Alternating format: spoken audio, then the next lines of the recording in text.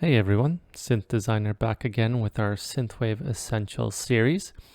Now this patch comes from the Synthwave Essentials Volume 2 preset pack that I have on my website.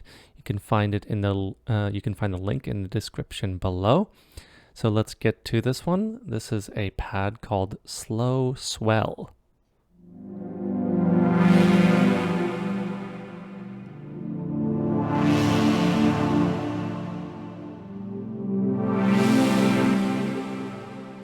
So as you can hear, this is a very lush kind of chord sound, really meant to have a lot of sustain to it and kind of a slower developing sound. Because of that, there's the layers to it. There's going to be a little bit more to it than some of the sounds that I previously showed. So let's get into it. So first, let's take a look at the oscillators. You can see three different oscillators here, or sorry, two different ones, using three separate ones. So the sub here has a saw wave here, 1 octave below, and then another saw wave on oscillator A, and the basic MG or basic Moog is also tuned down an octave. So those are the three.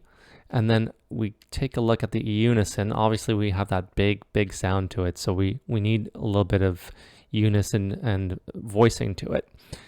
As you can see, I kept the detune up a little bit actually on the Moog. Let's hear it without A.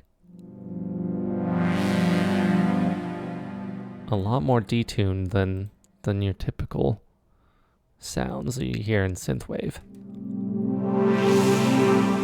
That's a little bit more standard there, just the saw wave, but I wanted to add a little bit of complexity to the sound.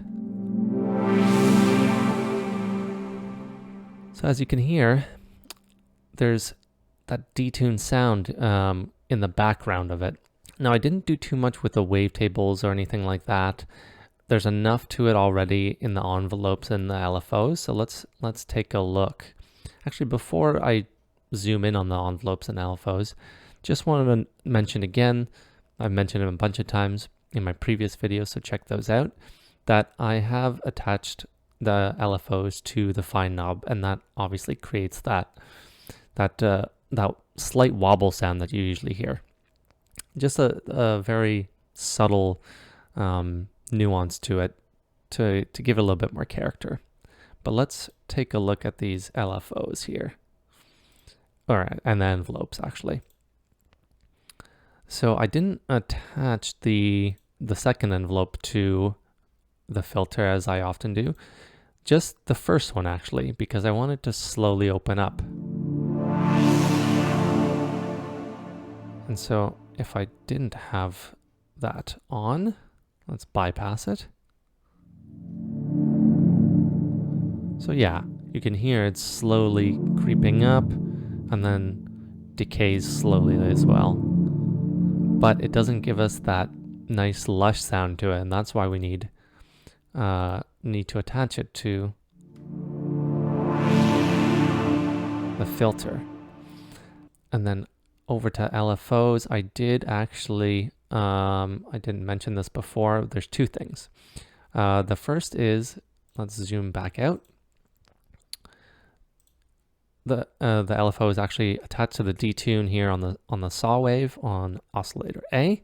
You can see it's just slightly moving. It's on a bar rate here, so it's not going to be very apparent, but it needs to give us some sort of movement because it's a slow pace to the sound, so we don't want it to sound boring and just a basic swell to it.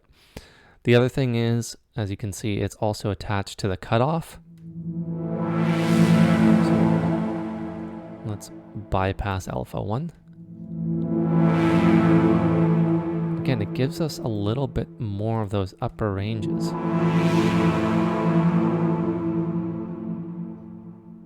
And it just subtly moving in the background there at the end too, which is really, again, it just gives us more character. And then finally, I wanted to mention that I have the noise on as well.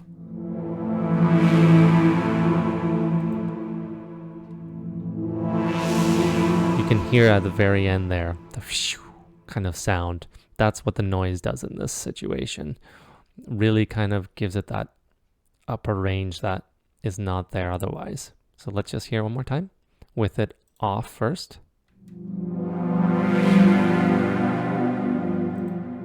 And now with it on.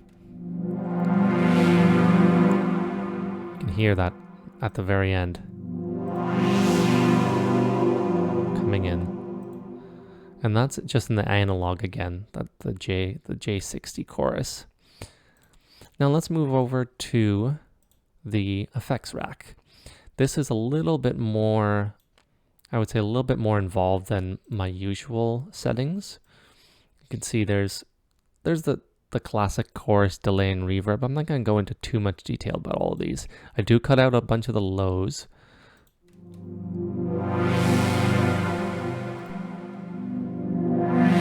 I do keep the resonance in a little bit here just because I think it's a little bit more interesting. However, I digress here. So let's go back up and talk about the distortion. You don't want to get too distorted with pads because then you're really going to get a crunchy kind of distorted sound. That is a little bit too much for me. Just enough in the background. And the phaser is a great sound to create movement in the background. Now let's turn this off.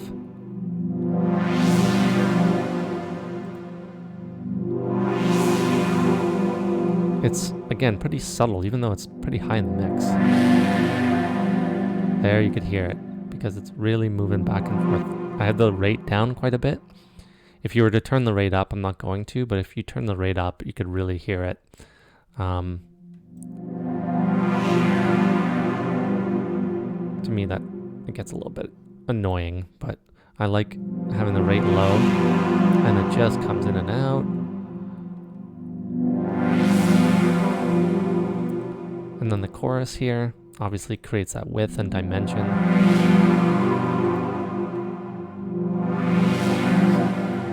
So all of these things, the chorus, the phaser, the LFOs, the envelopes, the slight detuning, all of these things add up. You don't need to overdo any of them because a little subtlety here and there always creates a better, richer sound. You don't need to go overboard, otherwise it'll just sound kind of messy. And in this situation, we have a slow swell that is trying to create kind of like an ambient sound.